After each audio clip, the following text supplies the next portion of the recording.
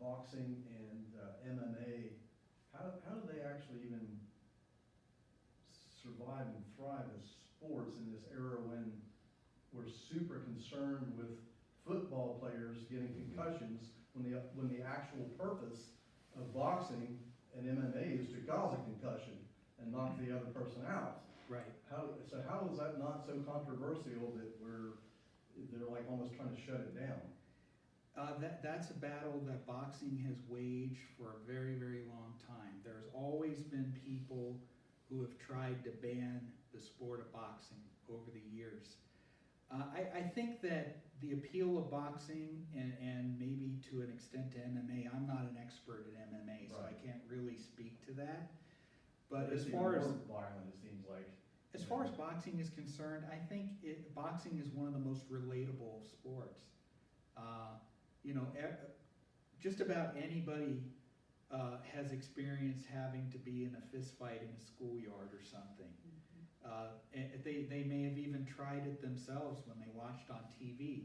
So boxing is a very simple sport. It's one-on-one, and you're fighting another person. It's very easy to grasp the concept.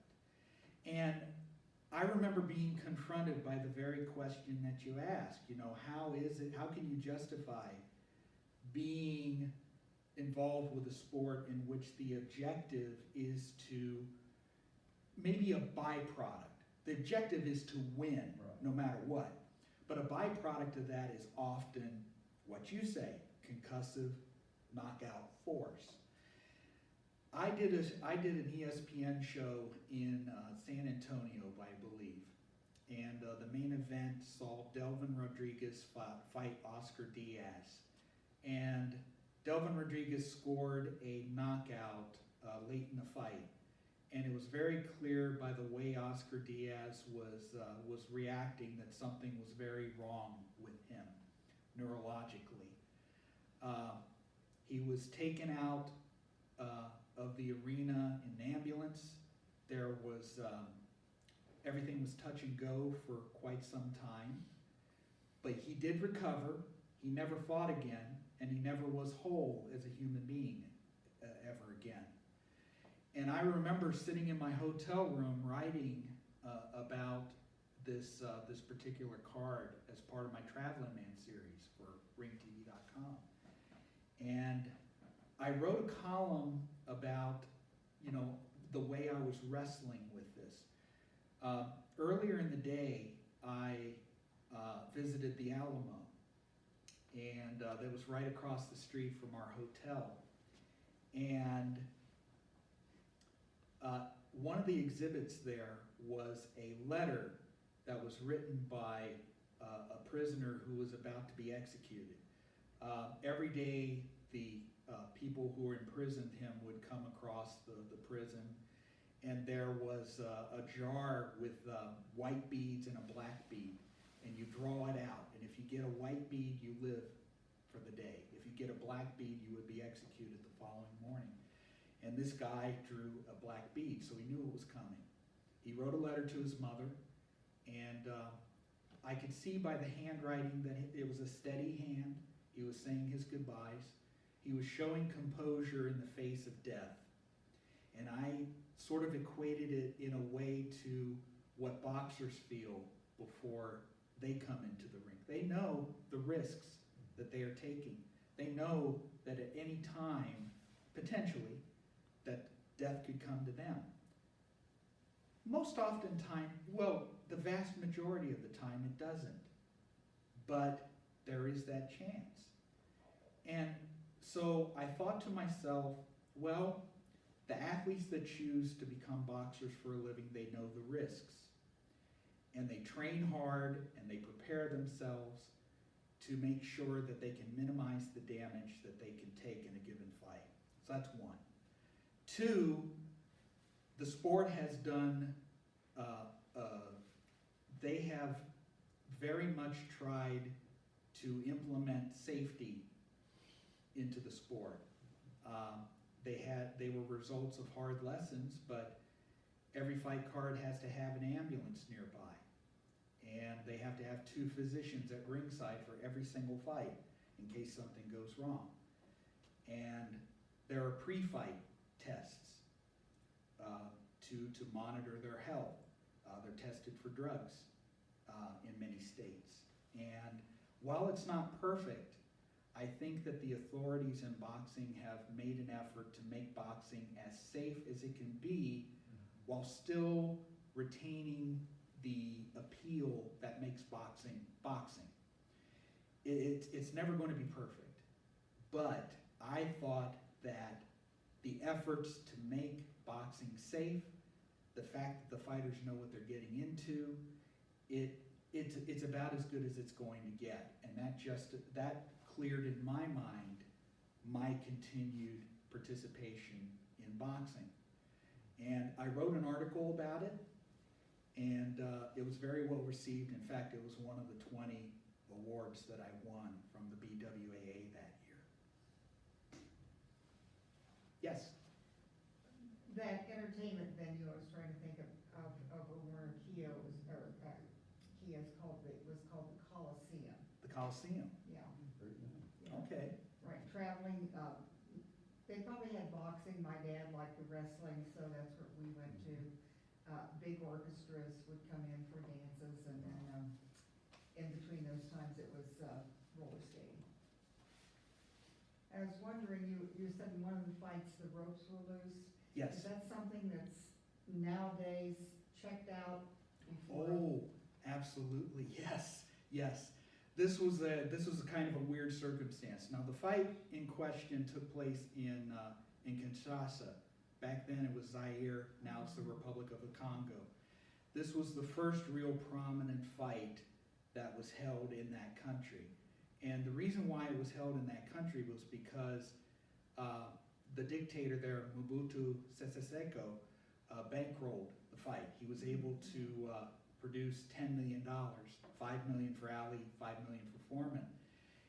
But there were details. They weren't experienced in championship contests. And when Angelo Dundee and Bob Goodman came to check out the ring the morning of the fight, it had been raining and the soil had been soft, and part of the ring had sunk so that it was tipping. And also the ropes, it was a 20-foot canvas, but the ropes were made for a 24-foot ring, so they drooped to the ground. And so Dundee and Goodman became a two-man ring repair crew. And they spent some time in the mud tightening up the ropes as much as they could. And even then, it was just misfit ropes. And they did the best that they could, but it was still loose. Now, I've been to many boxing cards over the years, and I'm usually there early enough to see the lights being assembled, sometimes the ring being assembled. I know that the commissioners and referees, they would test. They would often lean on the ropes and bounce off to see the tightness of it, to see if it was satisfactory. One of the things that they do is they make sure that the very bottom rope is the loosest, because I think, and I don't know if this is corroborated, but in 1962, Davey Moore, who was featherweight champion of the world, he was killed after his neck struck the bottom rope as he was falling, and he died sometime later. And so they wanted to, from that point forward, they loosened up the bottom rope so that if a boxer falls onto that rope, there's give. And that's another one of the safety things that they pay attention to. Lee, is it fair to say that Ali manipulated the media more so than any other athlete that came before? Because back in the 60s, you had 3 networks. Right. NBC, CBS, and ABC, which was degraded as the Almost Broadcasting Network. And you had Howard Cosell. Right. Years before he got famous for Monday Night Football, he was a well-renowned boxing commentator, or writer anyway. And the chemistry between those two, to to me, whenever I see something on YouTube or whatever, to me, it's just classic.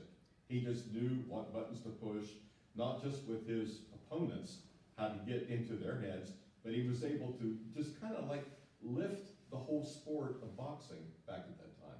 You know, Cassius Clay came into the sport at a very fortuitous time in history.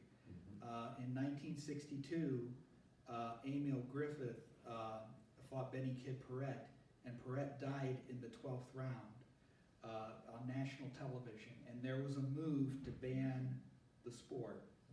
And Muhammad Ali, with his personality, he carried it on their shoulders. He gave a reason for people to still pay attention to boxing.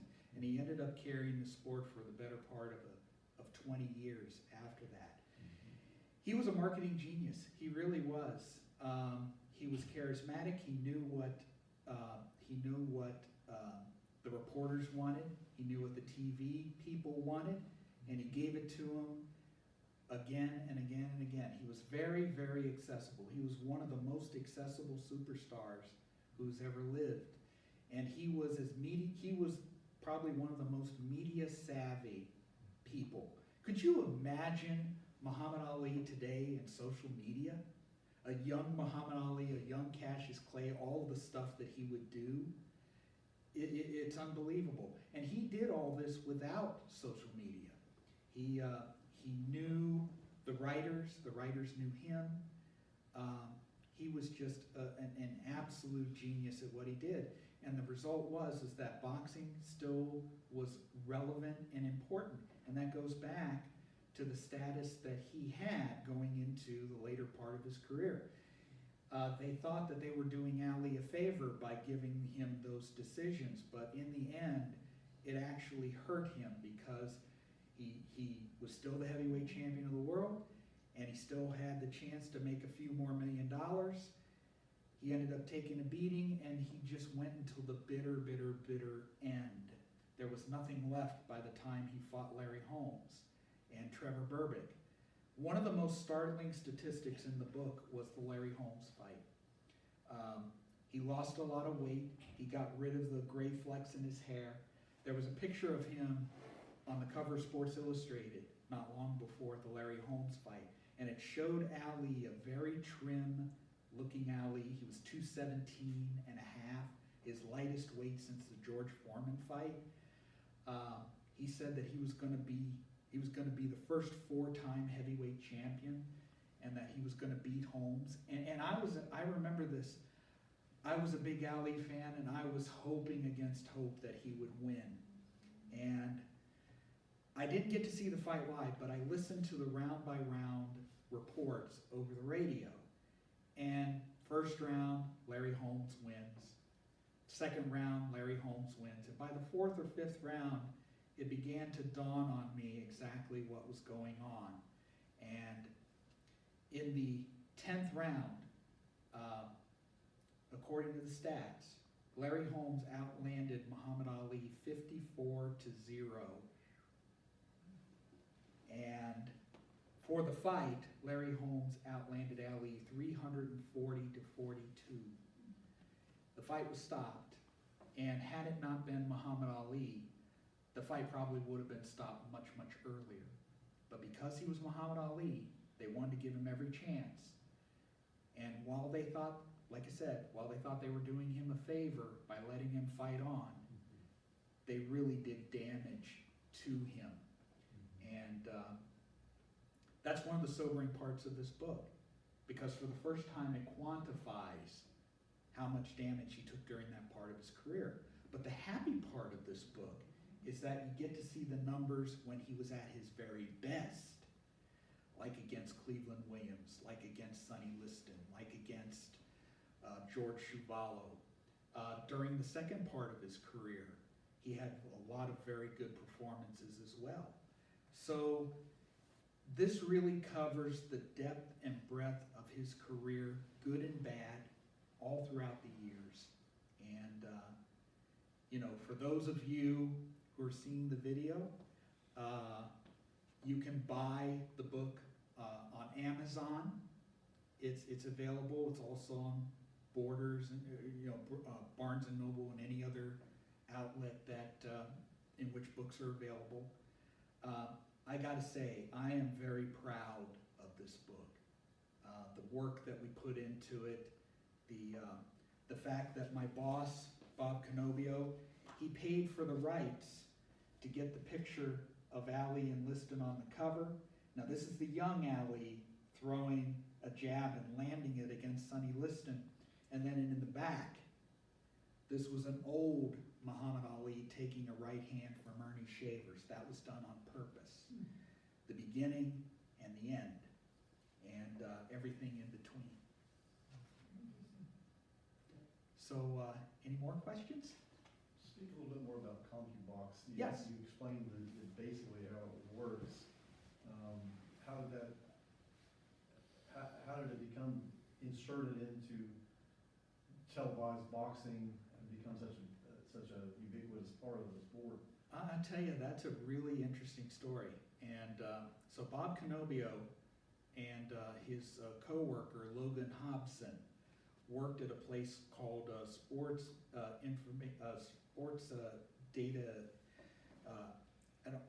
Information Database. That was the name of the company, and it was very close to HBO as far as location is concerned.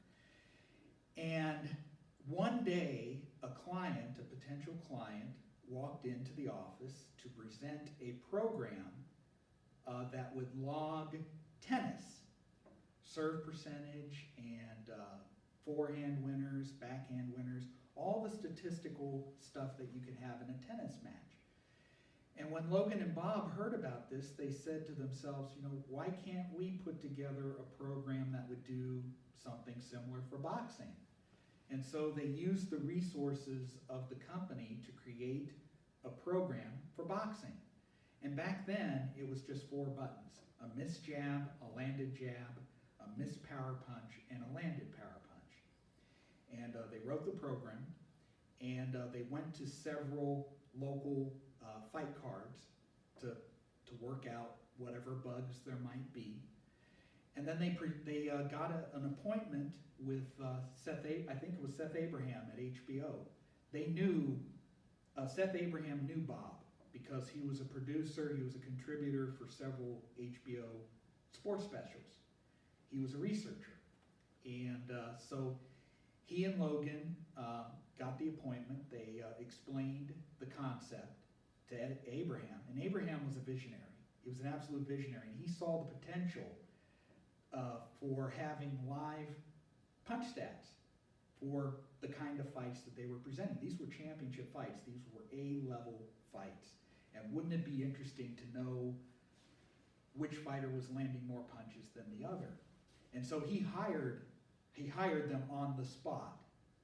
And he said, can you be ready to go to this fight? And they walked out of the office and they were just dumbfounded that all of a sudden their lives had changed. And so the first fight that they did was the rematch between Ray Boo Boo Mancini and Livingstone Bramble. And the fight was such that the numbers were very prominent. Ray Mancini threw a ton more punches than Bramble, but Bramble landed at a much higher connect percentage. The fight was a split decision, and the numbers got very good play. They couldn't have asked for a better introduction for Compubox. I think back then it was called Punch Stats. And Larry Merchant, who was one of the analysts, he kind of called it a computer toy, And but he eventually came around. The third fight that Compubox ever did was Hagler-Hearns. Could you imagine being at ringside for Hagler-Hearns, one of the most historic matches in the history of the sport? This is fight number 3 for them. Now they ran into a potential snafu. Sports Information Database closed down, and with it, the program for Compubox, because it was done under their auspices. And they had a fight card coming up. And Bob was very lucky. Fate smiled on him. One of the members of his softball team was a computer programmer. And Bob told him about the problem, and this computer programmer built the program, now they own it. And the rest is history. Compubox, I think one of the biggest factors in its credibility is that if we have a controversial decision, more often than not, the Compubox numbers back up the conventional wisdom of who they thought should have won. One of the most prominent examples of it was the first fight between Evander Holyfield and Lennox Lewis.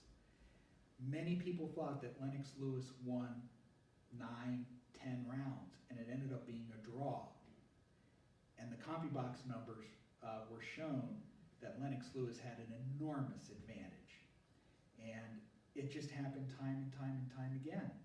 And whenever there is a controversial decision, and I know this, the numbers usually back up who people thought should have won. And that credibility has allowed us to remain relevant for all these years. But just because it's a controversial decision is usually irrelevant, isn't it? I mean, it still stands, right? Yes, it does. And very few protests are overturned, they succeed. But it accurately captures what happened inside the ring beyond the judges.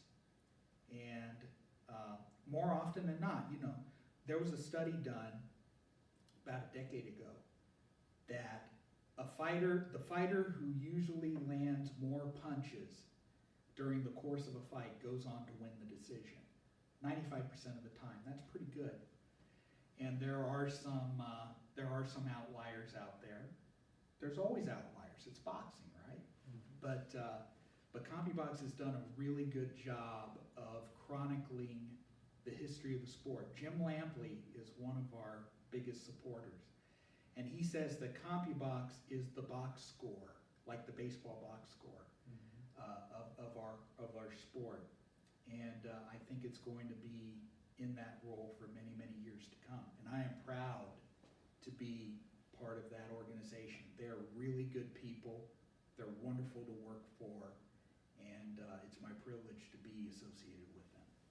Probably helps a lot to give the sport integrity and keep the judges honest, I would think.